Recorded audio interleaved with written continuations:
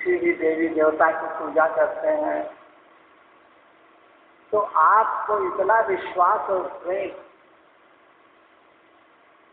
अपने इष्ट पर होना चाहिए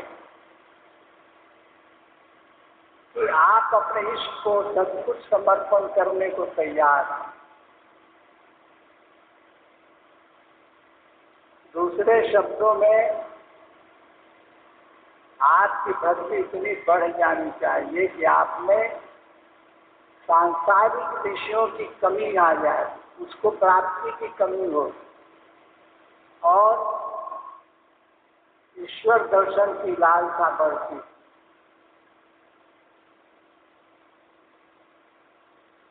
ये जितना उत्कट होगा, जितना उग्र होगा आपके हृदय में ये भक्ति की मात्रा,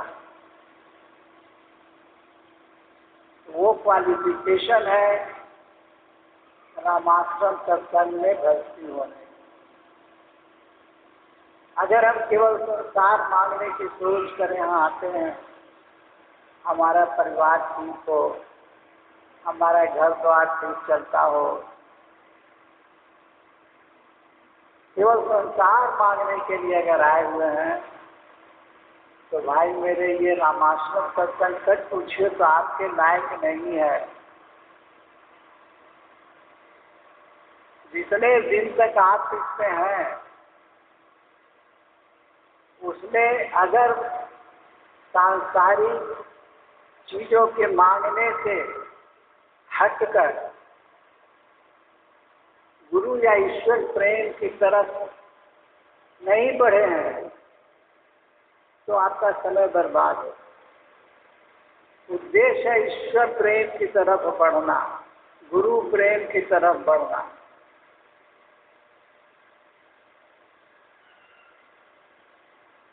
समझ लीजिए इसको। जब तक आपका प्रेम गुरु के साथ नहीं बढ़ेगा या ईश्वर के प्रति नहीं बढ़ेगा, वो भी निष्काम प्रेम, प्रभु हमें संसार नहीं, हमें ईश्वर दर्शन चाहिए, हमें परमात्मा का दर्शन होना। तो जितनी भी साधनाएं हैं हमें यहीं तक लाती हैं कि हमारे अंदर इतना प्रेम आ जाए कि हम निष्काम प्रेम करने लगे, संसार की चाहना गौण हो जाए और ईश्वर प्राप्ति की साधना मुख्य हो जाए।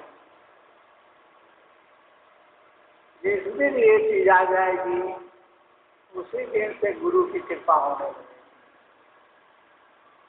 उसके पहले जो भी गुरु की कृपा आप समझ रहे हैं कि मिलती है, वो सब केवल थोड़े दिन के लिए होता है, जिसमें आपका गुरु के प्रति प्रेम बढ़े, न कि केवल सांसारिक चीजों को ही मांगते सारा जीवन बिता दें।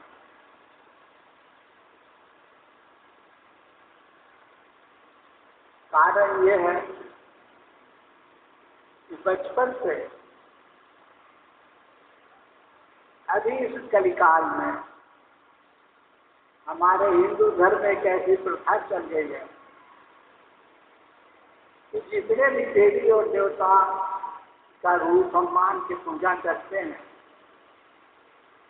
उनसे कुछ न कुछ मांगते ही हैं।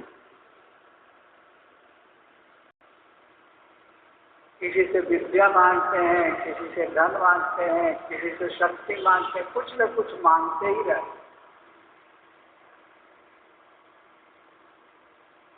बस मांगने में ही समझ जाते हैं कि हमारी भक्ति बहुत अच्छी होगी। लेकिन जब आपका प्रेम सात्विक हो जाएगा, बहुत अधिक हो जाएगा, उसके बाद आप मांगना बंद कर दीजिए।